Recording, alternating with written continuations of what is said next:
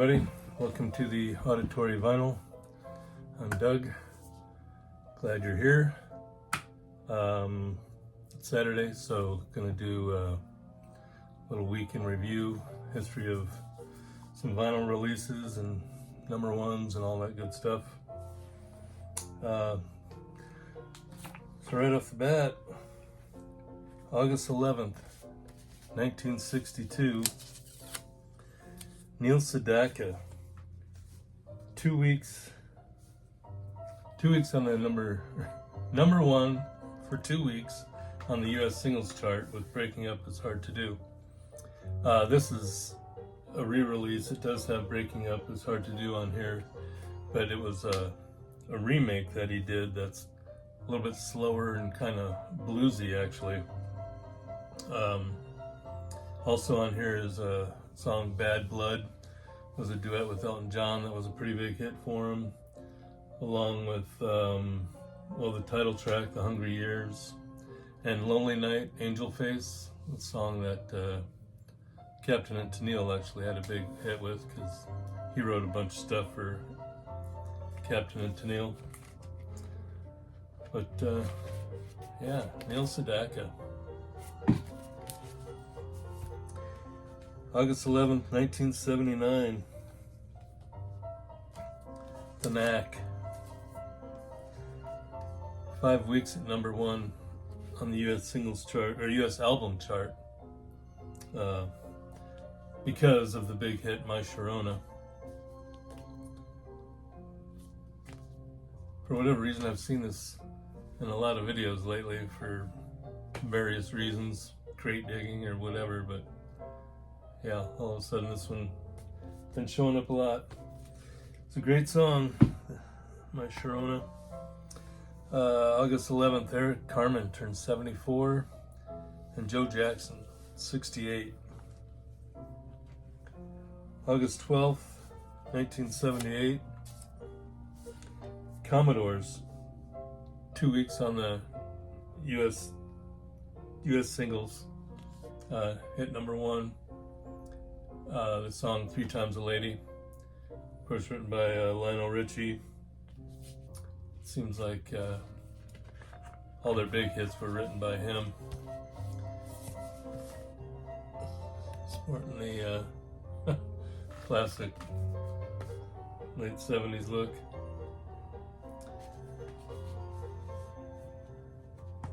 August 12th, Pat Metheny, 70. And Mark Knopfler, 75. August 13th, 1966. Lovin' Spoonful, 3 week on the US singles chart, number one with Summer in the City. This is a mono version of their the best of. And it comes with it says here, frameable photos. And I wonder how many people, what's with the baby toy? Actually framed these and hung them up. Good stuff. But yeah, this best of, it's got, of course, all their best, obviously, but Did You Ever Have to Make Up Your Mind? Do You Believe in Magic? You Didn't Have to Be So Nice. Summer in the City, of course. Yeah, great album. August 13th, 1979. Cheap Trick's I Want You to Want Me came out on the live album at Budokan. And that's when it really took off. I believe it was released before, but it wasn't a big hit until this live version. And then it was just gigantic. Ain't That a Shame, Surrender, Hello There are also on here. It's a great live album. August 13th, Danny Bonaducci, Partridge Family, turned 65. August 14th, 1965. Sonny and Cher, number one on the U.S. singles chart for 3 weeks with I Got You Babe.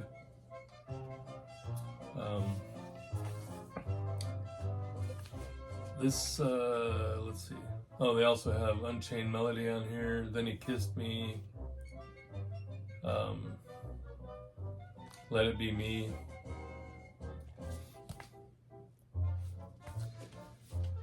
Sonny could write some songs, but he couldn't sing very well. August 14th, Dash Crofts. Dash. How many of you knew that was his first name? The dude from Seals and Crofts? His first name is Dash. He turned 86. August 15th, 1960.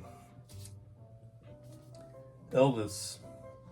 5 weeks on the number one U.S. singles chart with It's Now or Never. I've got like 30 Elvis albums, and this is the only one that I could find It's Now or Never on, and it's just some K-Tel deal with a bunch of his tunes on here. This is from 81 that just came out.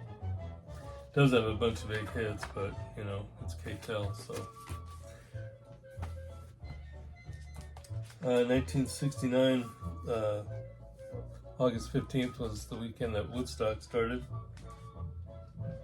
In 1979, Zeppelin In Through the Outdoor was released. It was their last album with John Bonham, studio album while he was still alive. This has some pretty good tunes on here. All My Love, Fool in the Rain, In the Evening, and I think that Carouselambra, I think that was like an MTV theme song for a little while. A lot of people think this is one of their worst ones, but I'm a Zeppelin fan, so they're all great to me. August 15th, Tommy Aldridge, drummer, turned 74.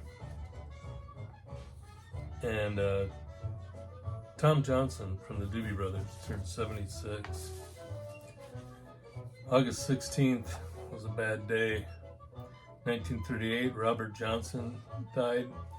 He's only 27, part of that weird 27 group where a whole bunch of musicians died at that age. August 16th, 1977, Elvis passed away. And August 16th, 2018, Aretha Franklin died.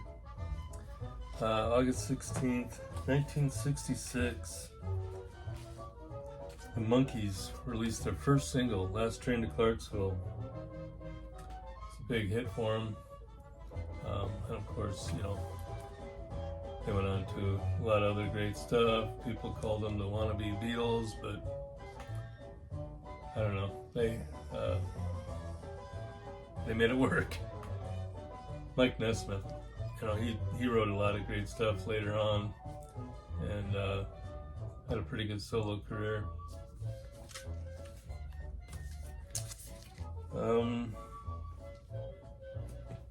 August 16th, Madonna turned 66. August 17th, 1974, Eric Clapton, 4 weeks, number one on the U.S. albums chart with 461 Ocean Boulevard. Has some great tunes on here. Motherless Children, Willie and the Hand Jive, I Shot the Sheriff, Steamrollin' Man. Really good album.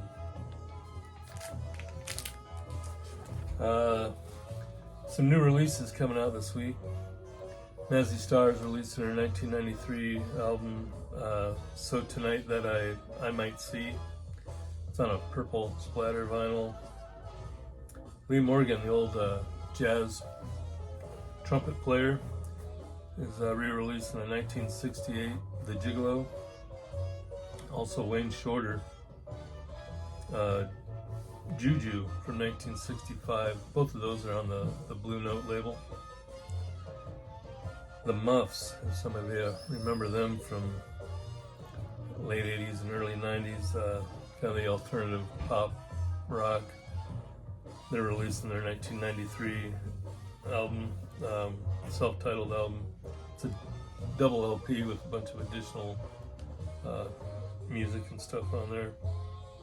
The New York Dolls re-released in 1974, Too Much Too Soon. On tour this week, Lucinda Williams with Mike Campbell and the Dirty Knobs. That'd be pretty good. Casey Musgraves with Nickel Creek. I saw Nickel Creek a long time ago. They're really good if you like, the Americana, folk, kind of bluegrass type stuff. Really good. Kings of Leon are on tour. And 311, AWOL Nation, and Neon Trees are all touring together. So there you go. That is this week in music. The music in the background. Sting soundtrack. Marvin Hamlish did all the music for it. The Entertainer, of course, actually was a little bit of a hit off of here. Movie with Robert Redford, Paul Newman. The intro.